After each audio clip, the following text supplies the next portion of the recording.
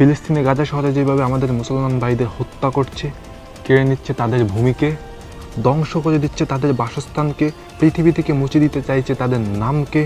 অপরাধ কী ছিল তাদের? শুধু মুসলিম হয়ে পরিচয় দেওয়াটাই, নাকি মুসলিম হয়ে জন্মগ্রহণ করাটাই?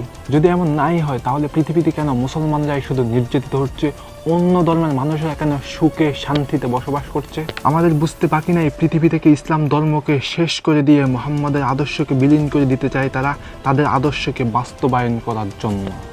দেখা যায় একদিকে ভারত মুসলমানের সম্পত্তিকে দখল করে নেয়, অন্যদিকে ইসরায়েল ফিলিস্তিনের সম্পত্তিকে দখল করতে চায়। কিন্তু তারা ভুলে যায় এই জাতি সেই জাতি যারা নবীর সম্মানকে রক্ষা করার জন্য জীবন দিতে রাজি।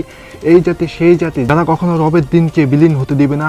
এই জাতি সেই জাতি যারা পৃথিবীতে একজন বেঁচে থাকতে কখনো রবের দিনকে বিলীন করতে দিবে না।